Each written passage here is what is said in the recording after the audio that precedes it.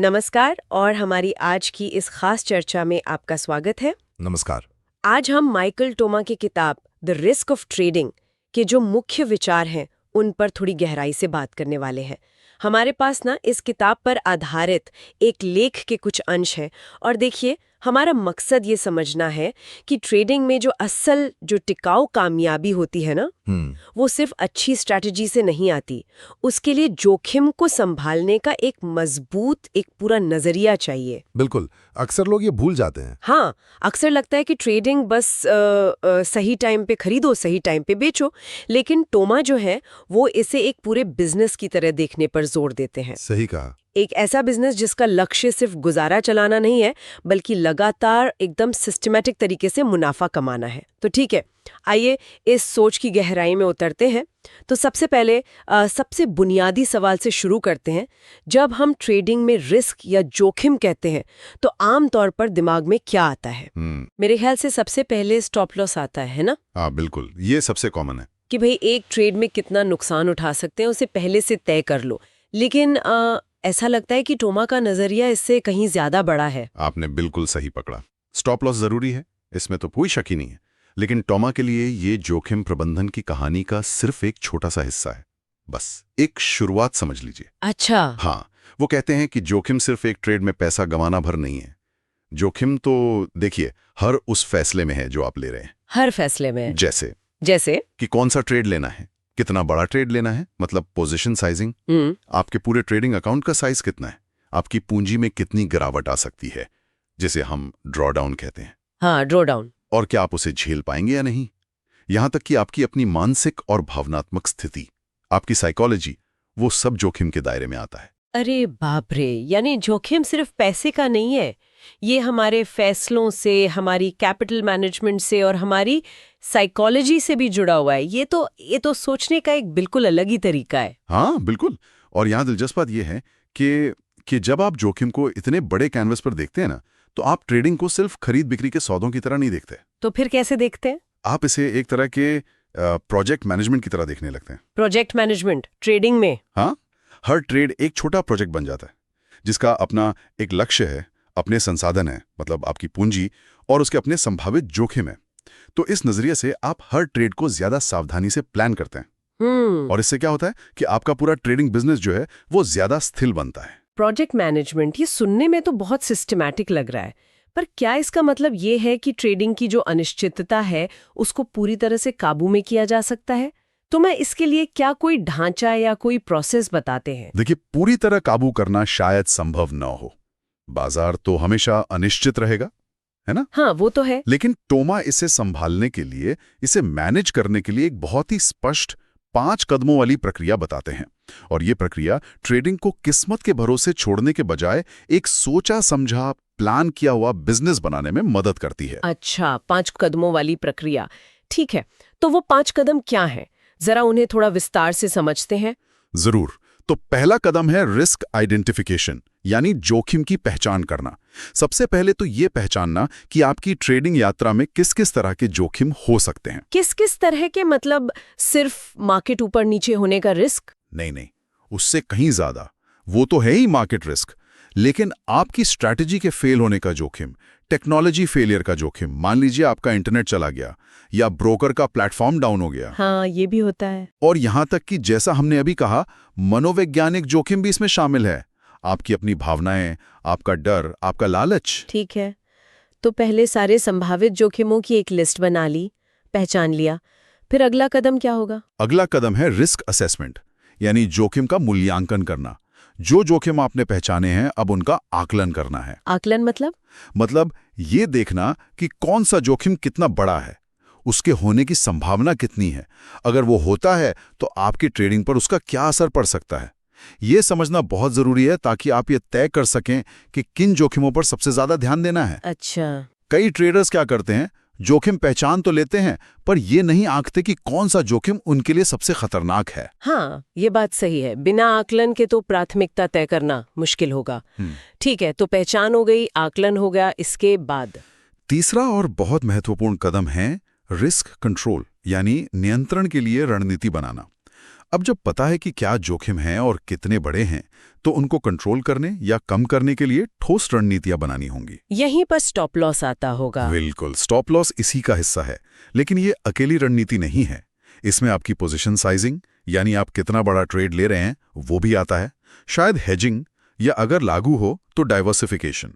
अपनी trading strategy के लिए कड़े नियम बनाना, ये सब इसमें शामिल हो सकता है। ये एक तरह से आपके वो प्रोजेक्ट मैनेजर वाले बचाव के उपाय हैं, कंटिजेंसी प्लान्स। ठीक है, कंट्रोल स्ट्रैटेजी बना ली, लेकिन वो काम कर रही हैं या नहीं, ये कैसे पता चलेगा? बिल्कुल सही सवाल। यहीं पर चौथा कदम आता है, मेजरिंग रिस्क, यानी जोखिम को मापना। आपको अपनी कंट्रोल स्ट्रैटेजी के असर को मापने के तरीके तय करने होंगे। कैसे मापेंगे? इसके लिए ट्रैकर्स और की परफॉर्मेंस इंडिकेटर्स यानी केपीआई सेट किए जाते हैं, प्रदर्शन के मुख्य सूचक। केपीआईज? हाँ, जैसे कि आपका औसत मुनाफा बनाम औसत नुकसान का अनुपात क्या है, आपकी विन रेट कितनी है, आपका सबसे बड़ा ड्रॉडाउन कितना रहा है एक महीने में या एक साल में। ये सारे आंकड़े आपको बताते हैं कि आपकी जोखिम प्रबंधन रणनीतियां कितनी असरदार हैं। केपीआईज, हाँ, ये तो बिजनेस में बहुत इस्तेमाल होते हैं, तो ट्रेडिंग में भी उतने ही जरूरी हैं। समझ गई। और पांचवां कदम? पांचवां और शायद सबसे अहम कदम वो है मॉनिटरिंग रिस्क, यानी लगातार निगरानी रखना। लगातार? हाँ, देखिए, बाजार बदलता है ना, आपकी स्ट्रैटेजी का प्रदर्शन बदल सकता है, नए जोखिम सामने आ सकते हैं जिनकी आपने पहले कल्पना भी नहीं की थे। सही बात है। इसलिए अपने जोखिमों पर, अपने कंट्रोल स्ट्रैटेजी पर और अपने केपीआईज पर लगातार नजर रखना और जरूरत पड़ने पर उनमें बदलाव करना, एडजस्टमेंट करना, ये बेहद जरूरी है। कई ट्रेडर्स अच्छी योजना तो बनाते हैं पर उसे लगातार मॉनिटर नहीं करते, और फिर बदलते हालात में वो योजना फेल हो जाती है। बिल्कुल। तो ये एक सतत प्रक्रिया है, कोई एक बार का काम नहीं है कि बस सेट किया और भूल गए। ये 5 कदम की प्रक्रिया, पहचानो, आंको, कंट्रोल करो, मापो और फिर लगातार निगरानी रखो, ये तो वाकई ट्रेडिंग को एक बहुत ही व्यवस्थित बिजनेस का रूप देती है। ये सिर्फ एंट्री एग्जिट सिग्नल ढूंढने से तो कहीं आगे की बात है। हाँ बिल्कुल, ये आपको अपनी ट्रेडिंग एक्टिविटीज पर ज्यादा कंट्रोल और एक गहरी समझ देती है। और ये समझ सिर्फ नियमों तक ही सीमित नहीं है। टोमा जो हैं वो मात्रात्मक विश्लेषण यानी क्वांटिटेटिव एनालिटिक्स पर भी बहुत जोर देते हैं। क्वांटिटेटिव एनालिसिस यानी आंकड़ों और डेटा का इस्तेमाल, ये कैसे मदद करता है जोखिम प्रबंधन में? ये कई तरह से मदद करता है। पहला तो है बैक टेस्टिंग। बैक टेस्टिंग मतलब पीछे जाकर टेस्ट करना? हाँ, एक तरह से आप अपनी ट्रेडिंग स्ट्रैटेजी को पिछले बाजार डेटा पर चलाकर देखते हैं कि अगर आपने अतीत में स्ट्रैटेजी को फॉलो किया होता तो उसने कैसा प्रदर्शन किया होता। अच्छा, इससे क्या पता चलता है? इससे पता चलता है कि क्या आपकी स्ट्रैटेजी में वाकई कोई स्टैटिस्टिकल एज है। Statistical edge? ये सुनने में थोड़ा टेक्निकल लगता है। आम भाषा में इसका मतलब क्या हुआ? क्या ये बस किस्मत से बेहतर होने जैसा है? हाँ, किस्मत से थोड़ा ज्यादा है। स्टैटिस्टिकल एज का मतलब है कि गणितीय रूप से अगर आप लंबे समय तक उस स्ट्रैटेजी को फॉलो करें तो आपके मुनाफा कमाने की संभावना नुकसान करने की संभावना से ज्यादा है। ये कोई 100% गारंटी नहीं देता, बिल्कुल नहीं, लेकिन ये दिखाता है कि आपकी रणनीति में कोई लॉजिकल या गणितीय बढ़त है या नहीं। बैक टेस्टिंग से आपको अपनी स्ट्रैटेजी की ताकत और कमजोरियों का अंदाजा लगता है, जैसे वो किन बाजार स्थितियों में अच्छा काम करती है और कहाँ फेल हो सकती है। समझ गए। तो बैक टेस्टिंग से हमें अतीत का अंदाजा लगता है, और वर्तमान के लिए क्या? वर्तमान और भविष्य के लिए रियल टाइम डेटा का विश्लेषण बहुत महत्वपूर्ण है। टोमा जो हैं वो परफॉर्मेंस मेट्रिक्स यानी प्रदर्शन के मापदंड और केपीआईज जिनकी हमने अभी बात की, उनको लगातार ट्रैक करने की सलाह देते हैं। जैसे आपकी औसत जीत कितनी बड़ी है, औसत हार कितनी छोटी है, लगातार कितनी हार आप झेल सकते हैं, आपका मैक्सिमम कॉन्सेक्यूटिव लॉस क्या रहा है। ये सब आंकड़े आपको रियल टाइम में बताते हैं कि आपकी स्ट्रैटेजी अभी कैसा परफॉर्म कर रही है और क्या उसमें कोई बदलाव करने की जरूरत है या नहीं। ये आंकड़े तो वाकई बहुत कुछ बता सकते हैं, लेकिन एक मिनट, ट्रेडिंग में सिर्फ आंकड़े तो नहीं होते ना, भावनाएं भी तो होती हैं। डर, लालच, पछतावा, उनका क्या? आपने बहुत ही अहम मुद्दा उठाया, और यही टोमा के विश्लेषण की एक और खास बात है। वो इस मात्रात्मक विश्लेषण को सीधे तौर पर मनोवैज्ञानिक जोखिम यानी साइकोलॉजिकल रिस्क के प्रबंधन से जोड़ते हैं। अच्छा, वो कैसे? देखिए, अगर हम इससे बड़ी तस्वीर से जोड़ें तो ये सारे आंकड़े और डेटा हमें भावनाओं के जाल में फंसने से बचाने में मदद करते हैं। कैसे? मतलब आंकड़े भावनाओं को कैसे नियंत्रित कर सकते हैं? डर तो फिर भी लगेगा ना? हाँ, डर लग सकता है, लेकिन उसे मैनेज करना आसान हो जाता है। देखिए, ट्रेडिंग में भावनाएं तब ज्यादा हावी होती हैं जब अनिश्चितता होती है या जब नुकसान हो रहा होता है।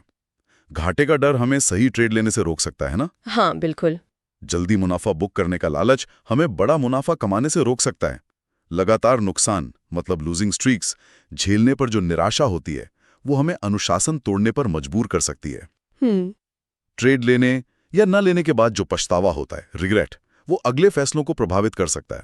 और सबसे खतरनाक, कई बार लोग सिर्फ अपनी गट फीलिंग या अंतर्ज्ञान पर, इंट्यूशन पर ट्रेड करते हैं, बिना किसी ठोस डेटा या विश्लेषण के। हाँ ये तो बहुत होता है। यहीं पर डेटा काम आता है।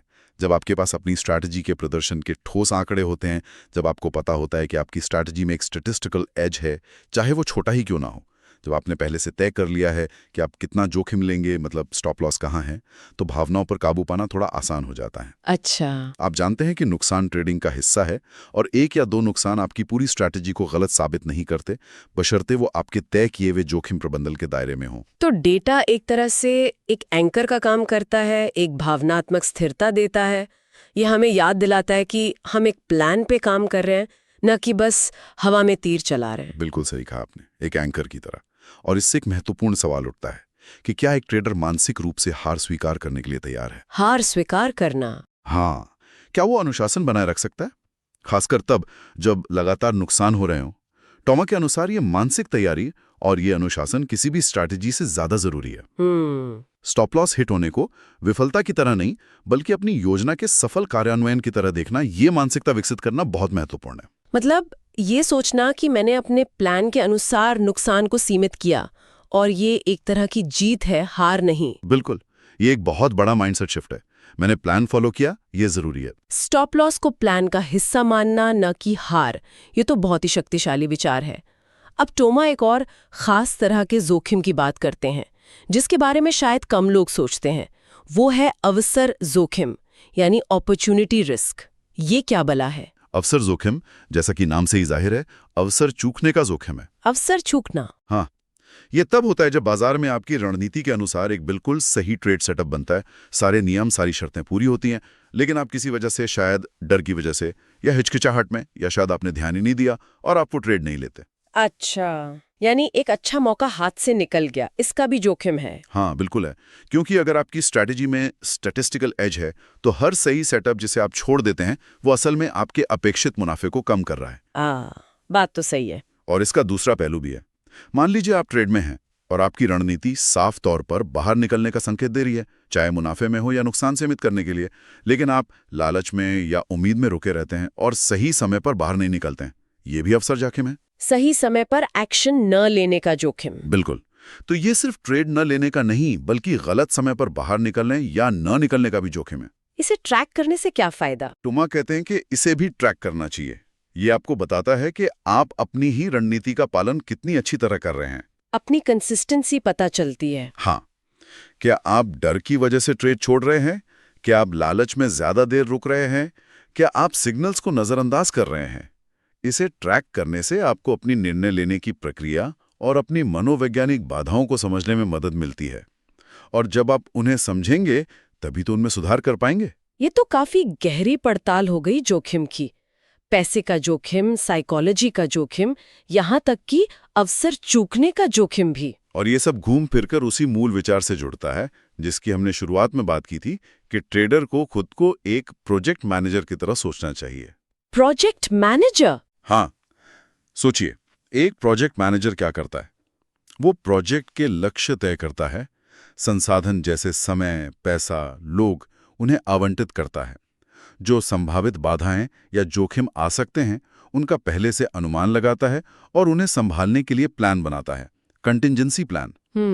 वो लगातार प्रगति को मापता है, केपीआईज़ ट्रैक करता है और जरूरत पड़ने पर समायोजन करता है, एडजस्टमेंट करता है। तो आप कह रहे हैं कि एक ट्रेडर को भी अपनी ट्रेडिंग को बिल्कुल इसी तरह देखना चाहिए? हाँ बिल्कुल।